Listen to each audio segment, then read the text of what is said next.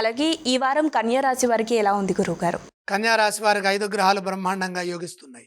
ఏకాదశంలో చంద్రుడు, 4 గ్రహాలు 6లో రవి, కుజ, బుధ, రాహువులు.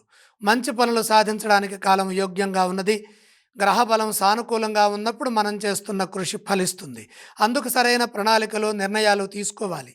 ధర్మబద్ధంగా లక్ష్యాలను పూర్తి చేయాలి. మంచి ఆలోచన విధాన సరళితో ఈ సమయంలో మీరు ప్రయత్నాలు చేస్తే ఆ ప్రయత్నాలు సత్ఫలితాన్ని ఇస్తాయి. వృత్తిలో శ్రేష్టమైన ఫలితాలుంటాయి. సరైన గుర్తింపు లభిస్తుంది. విశ్వాసంతో ముందుకు సాగడం ద్వారా ఉద్యోగంలో మేలు జరుగుతుంది.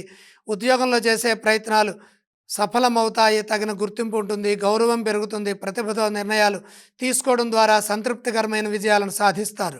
పెట్టుబడులు మేలు చేస్తాయి. ఆర్థిక ప్రయోజనాలు అభివృద్ధినిస్తాయి. మొహమాటంతో ఇబ్బందులు ఎదురుకాకుండా ధనాన్ని పొదుపుగా వాడుకోండి. రుణ సమస్యలకు అవకాశం కల్పించకండి. వ్యాపారంలో అద్భుతమైన ఫలితాలు సాధించడానికి పరిస్థితులు సహకరిస్తాయి.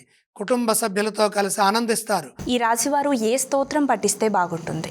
కన్యా రాశి వారు లక్ష్మీ స్తోత్రం చదువుకోవాలి. కన్యా రాశి వారు ఏ ఆలయాన్ని సందర్శించాలి?